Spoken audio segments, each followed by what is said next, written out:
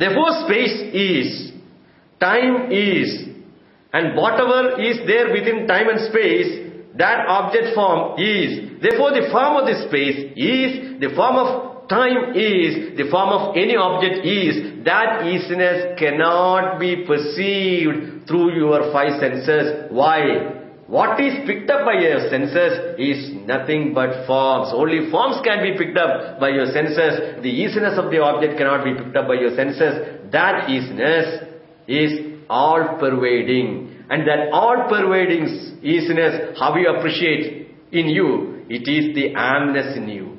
Because of which amness, the consciousness, upon which you have the form called I thought, and because of which consciousness you have the form, object form you have, so the I thought and the object thought, which is illumined both by the consciousness, which is otherwise called amness, and the isness of any object, there is no lacunae, there is no gap. It is one consciousness. And in that one consciousness, the whole creation is superimposed in the form of names, in the form of forms.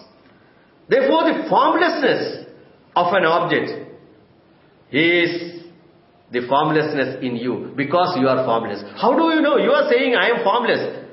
The consciousness, which is self-illumining, which is self-effulgent, which is self-existent, which is available to you without a means of knowledge, it is not through your senses you are knowing that I am. Even the sense of I am you are knowing. Because of which consciousness? Because sense of I am has got a form. That sense of I am which has got a form is also illumined by the consciousness which is formless.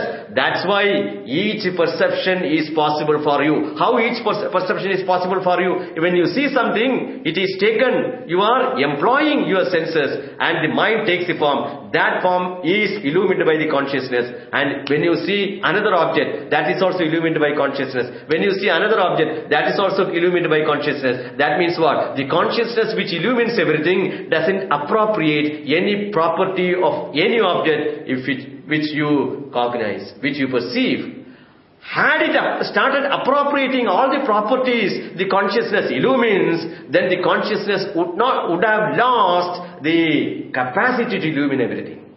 Suppose there is a mirror which starts reflecting everything. Whatever is placed before a mirror, the mirror is going to reflect it. Suppose this mirror started appropriating all the qualities of the objects started owning up all the qualities, the mirror would have lost its capacity to reflect. So whatever illumines, whatever the mirror which illumines all the objects, it won't own up any properties of the objects. Had it owned up any properties of the object, it would not have been possible for the mirror to reflect any other object. So too, in my personal experience, when I see something, the form is reflected in the mind and that is illumined by consciousness. When I hear something, the sound form is in the mind, which is also reflected by the consciousness. So I see all kinds of objects. At the same time, it is illuminated by me. That consciousness doesn't own up anything. It is Nitya Shuddham. It is ever pure.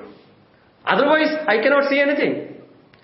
Like a mirror. So too, this consciousness which is available to me without a means of knowledge as I am. Therefore, the consciousness because of which I am conscious of the fact of I am, that I am has got a form. That is what we call I thought. And that I thought is superimposed upon the consciousness. But even if I thought is superimposed upon the consciousness doesn't have any property, doesn't own up the property of that form. Therefore, I am formless. My amness is formless.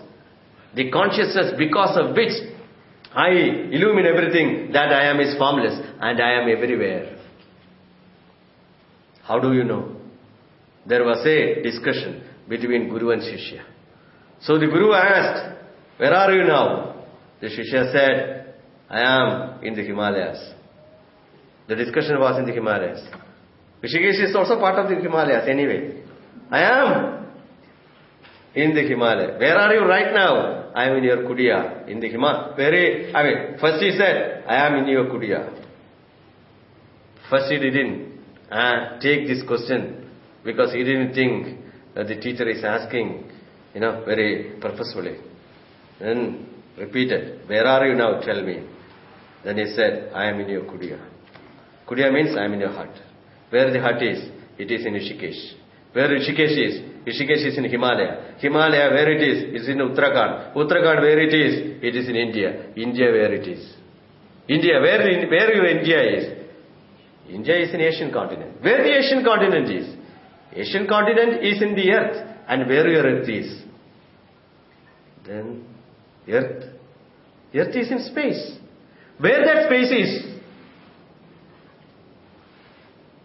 Space is in me. Space is in me. How do you know the space? Unless it is in you. So space is in me. Then, is there a locus for that space which is in you? If it doesn't have any locus, then that space, if space is in me, in this consciousness, and consciousness is all pervasive, it doesn't have any form, then where are you now? I am everywhere. I am everywhere. I do not have a locus. Because of which consciousness I am aware of everything. That I, in quotes, does not have a locus. And the other way of saying is, any easiness of an object and the amness because of which I am aware of it, and it is one consciousness, Prajnana Khanam. It's called Prajnana Khanam. And that consciousness is free from time, because time and space, the experience of time and space, come forth the moment you have your eye sense. The form is born in your consciousness, as though born in your consciousness, as though it survives. It's an as though I. So it's an as though I.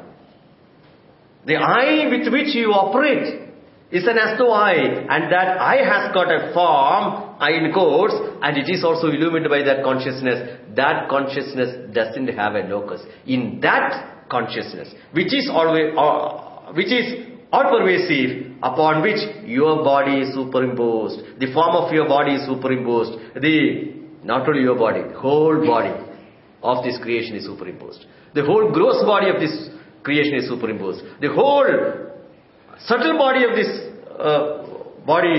this universe is superimposed.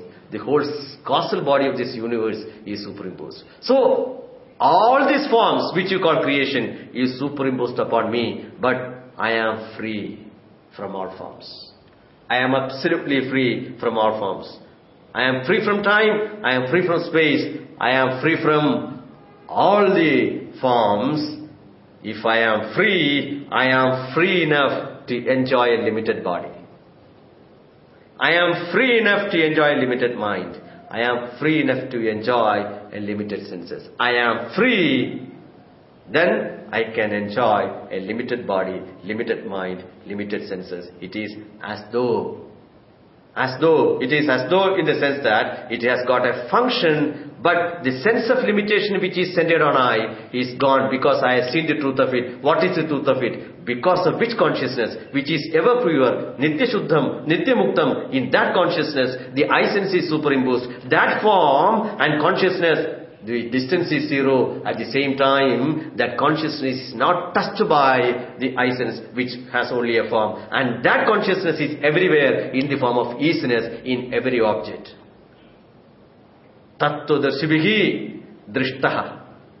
Anayoho. What is this? Anayoho. Anayoho means between these two. What is this statement? Asadaha bhavaka na vidyade.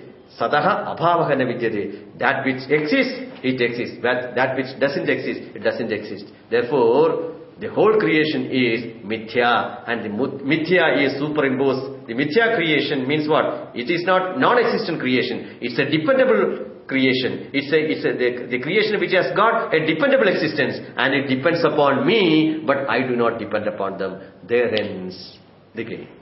Therefore, Shastra is saying, Tattu darshibihi anayoho. It has been said, Nasado vidyade tattva darshibihi anayoho andaha drishtaha. iti. With this, we will conclude. Om Purnamadaha Purnamidam Purnat Purnamudachyate Purnasya Purnamadaya Purnamevavashishyate. Om Shanti Shanti Shanti. Hariki Om. Shri Gurubhyo Namaha. Hariki Om.